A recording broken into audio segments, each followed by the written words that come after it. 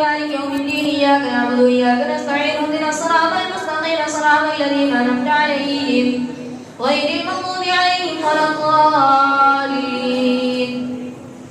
ومن الذين قالوا إنا نصارى أخذنا ميثاقهم فنسوا حظا مما ذكروا به فأغرينا بينهم العداوة والبغضاء إلى يوم القيامة وسوف ينبئهم الله بما كانوا يصنعون. يا أهل الكتاب قد جاءكم رسولنا يبين لكم كثيرا مما كنتم تخفون من الكتاب ويعفو عن كثير قد جاءكم من الله نور وكتاب مبين يهدي به الله من اتبع رضوانه سبل السلام يخرجهم من الظلمات إلى النور بإذنه ويهديهم إلى صراط مستقيم.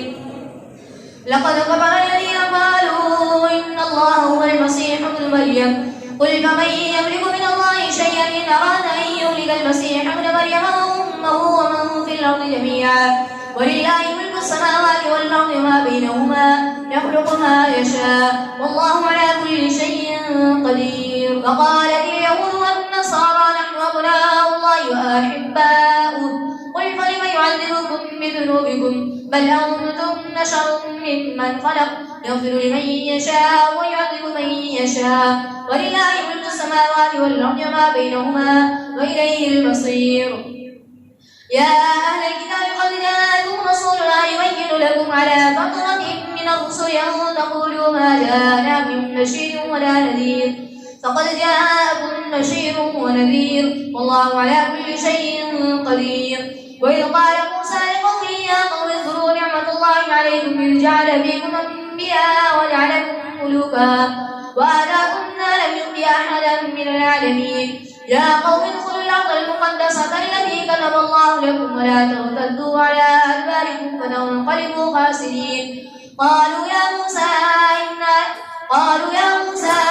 إن فيها قوما جبارين وإنا لن ندخلها حتى يخرجوا منها فإن يخرجوا منها فإنا داخلون. قال رجلان من الذين يخافون أنعم الله عليهم ادخلوا عليهم الباب فإذا دخلتموه فإنكم غالبون وعلى الله فتوكلوا إن كنتم مؤمنين. قالوا يا موسى إنا لن ندخلها ولما دخلوا فيها فتبغوا وربك فقاتلا إنا هاهنا قاعدون. قال رب إني لا أملك إلا نفسي وأخي فافرق بيننا وبين القوم الفاسقين. قال فإنها محرمة عليهم 40 سنة يتيهون في الأرض فلا بأس على القوم الفاسقين. واتل عليهم نبأ ابني آدم بالحق إذ قربا قربانا فتقبل من أحدهما ولم يتقبل من الآخر قال لأقتلنك قال إنما يتقبل الله من المتقين.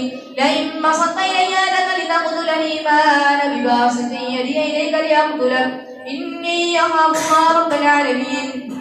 إني أريد أن تبوء بإثمي وإثمك فتكون من أصحاب النار فذلك جزاء الظالمين. فطوعت له نفسه قتل أخيه فقتله فأصبح من الخاسرين. فبعث الله غرابا يبحث في الأرض ليريه كيف يواري سوءة أخيه قال يا ويلتى أعجزت أن أكون مثل هذا الغراب فواري سوءة أخيه فأصبح من النادمين.